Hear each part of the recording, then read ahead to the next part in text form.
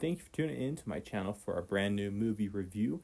And this is going to be my review for the new horror film that is starring the actress Micah Monroe and actor Nicolas Cage as the titular character Longlegs. And if you can see already by the title of this video, this is going to be a part 1. I announced within my little community section that I am going to be essentially making this into a 3-part series, mostly because the film itself is structured in a 3-part format that just starts one after another in a way. But I'm not going to be doing it all exactly in a structure like that. It will be a 3-part series, but I want to make every video a little bit different in how I do them. But for this first part, it's just going to be a simple little review, a part 1 of the first part of the film, and how it leads into, I believe, like the second and third parts. So this movie is a crime horror thriller, and it is just a full-on, just interesting type of structure that, honestly, that they went for this film. I've never seen any films like the thriller called Seven or like Silence of the Lambs. This was honestly my first time going into a horror movie like this, where it was a mystery of like where's the killer, just what's going on. And this film was very different, I would say, in how they were doing everything. The film was also marketed in such a strange format, and if you've seen some of my trailer reactions, they had a lot of weird cryptic type trailers, and it was such a mystery to what it is. Once you get into the actual official trailers that get released for this film, you still don't really know what you're getting into for the film. Like, you know it's going to be some sort of horror film with some crime things, but what even was Longlegs? This first part of the film, it pretty much starts off with an interesting type of like opening shot, at least going through, at least crediting who works on the film and who's starring in it. They do it in a very cinematic type of way, I would say, that was very interesting, at least for in theaters. The film starts off with just a little girl going outside of her house, and she meets just this weird character going like around her house, just kind of like watching them, almost like stalking them. And that's your essential first look at who this Longlegs is, but you still don't know what is going on. And then we go to like a more present setting for this film, and there's a whole bunch of murders that are going around, or at least like people are getting assigned to it, and they're trying to find these murderers.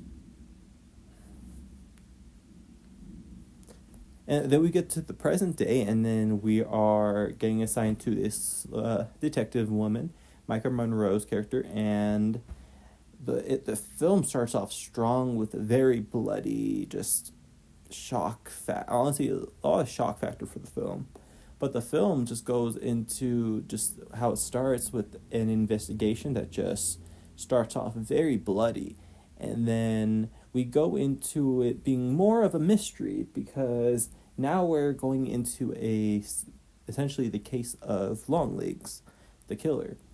And as we get into it, we are diving into a literal full-on cryptic mystery that essentially deals with how I would believe the supernatural as it goes on later in the film, which we'll talk in another part of this series. It was very interesting because part 1, a little spoiler, just was very minimal with Nicolas Cage and showing him.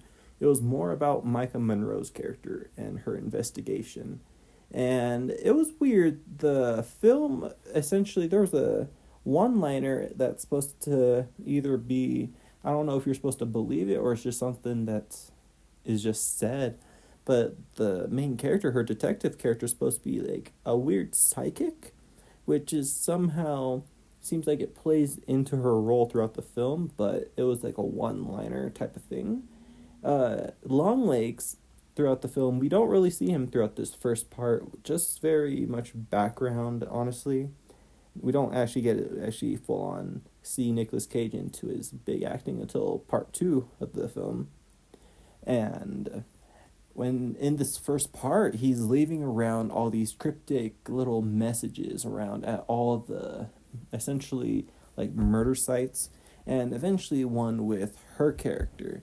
And it's just so weird because I don't know if it's trying to go into the play of the one line of her saying that she was a psychic, but she's able to decipher these codes so quick, so fast, and it's all like, how does she know what these like runish like symbols are? Like, even as the viewer, we're not really being told anything. We're just watching her do it. And it's like, okay, she's solving this mystery a little bit faster than we think she would.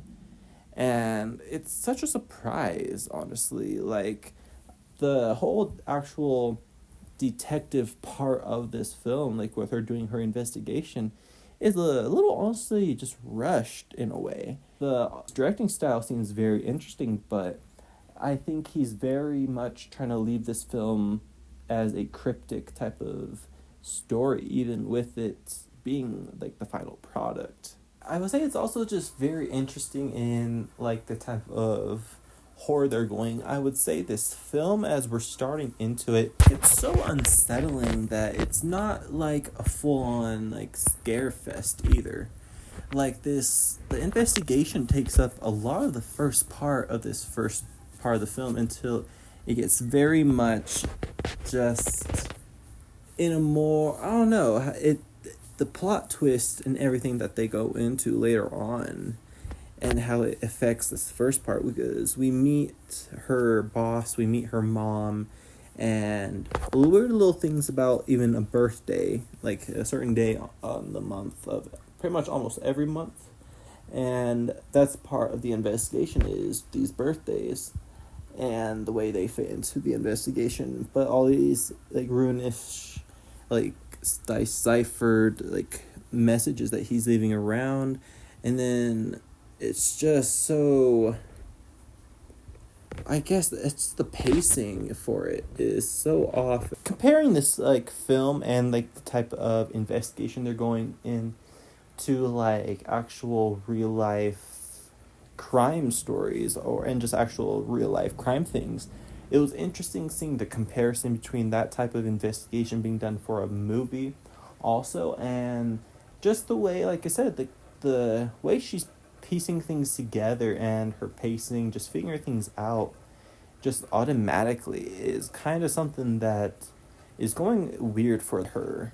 And her character is also supposed to be very self-reserved of a woman, and for her being a part of like the police department, it's like, why did she join, and why is she specifically still in like that town that she's in? There's so much about like this first part of this film that could have, I think, been structured a little bit better, but not to say that it wasn't good though. Like the imagery, the storytelling, and just the way it is told, it is intriguing as a crime horror story. But there are some things that I feel they do hinder, at least how it is, especially with them trying to tell them in these 3 parts.